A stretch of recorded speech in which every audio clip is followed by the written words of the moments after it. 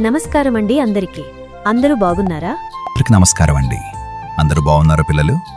మా సీతమ్మ చూపెడుతున్న మా ఊరి విషయాలు, అలానే తను చేస్తున్న వంటలన్నీ మీకు నచ్చుతున్నాయా? మరి మేం చేస్తున్న ఈ వీడియోలన్నీ మీకు నచ్చుతున్నట్లయితే మన ఈ ఛానల్ని సబ్స్క్రైబ్ చేసుకుని మమ్మల్ని ప్రోత్సహించండి.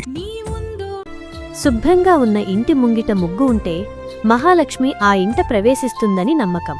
ఇలా పేడతో కళ్ళాపి చల్లడం వల్ల ఆవు పేడలోని యాంటీ బ్యాక్టీరియల్ గుణాలు సూక్ష్మక్రిములను దరిచేరనివ్వవు. ముగ్గులు వేయడం వల్ల ఇంట్లోకి పాజిటివ్ ఎనర్జీ ప్రవహిస్తుంది మరియు దుష్టశక్తులు లేదా ప్రతికూల ఆలోచనలు దూరమవుతాయి.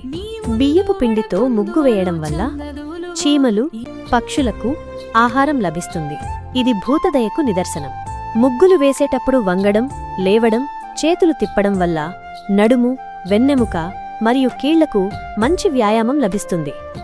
నేను వేసిన ముగ్గు మీకు నచ్చిందో లేదో కింద కామెంట్స్లో చెప్పండి పిల్లలు. ఉంటాను మరి. జాగ్రత్త.